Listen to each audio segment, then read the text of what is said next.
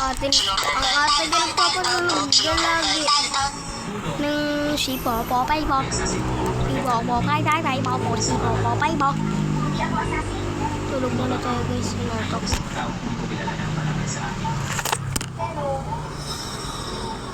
Sino ba yung mga walang malay? Mga walang sa akin? Bayo ko sa inyo. Gusto ko yung batang babae. Kung hindi, papatayin namin kayong lahat. Huwag niyo akong isuko. Dudukutin nila ako.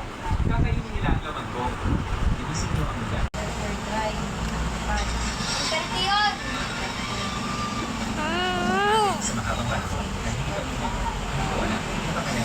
Ano sa tingin mo, si Ate Tishuho noon ay paboritong anak ni Lolo. Si Lolo, ang paboritong anak, bumalik siya sa Eugene. Malamang hindi siya. Mahihirapan ito, pero ito, kami pinala ni Ate, palayo sa Eugene. At itinatagang siya ito, mula doon, kahit nasa harapan, ay hindi naman, kami po man nag-iwala ni Lolo. Sa mga kilos niya, parang ganun na rin. Ilan ba, protektahan si Boss, at kailangan si Lolo, bilang kalabagmana ng sinaunang lahat ng kahit matanggal niya ng influensya, malamang si Ate, ayaw din bumalik. Tama na, walang saysay ang pag- Ang ganda. Dito ko makisip ako. Dito ako lumak. Shimon, magmabalik ka, ay dali ka lumakas para sa lumika. Dito. Ang batang ito ay, yun, hindi ba ang anak niya, ay tinapon ko sa mga pinapot ko baka naman ako na. Medyo nagsiya pa siguro. Huwag mo sana masama. Binisin ako ng Ayos na, para mama. ka naman, naiintindihan ko. Binisin ko ako ng mama. Saan siya pumunta? Alam na po pala niya. Binisin ko ako ng mama. Ay, yung mama ko. Likod na likod. Binisin ko lang ako. So, hindi pa na natin pala napalakad yung gayamba ko sa stick.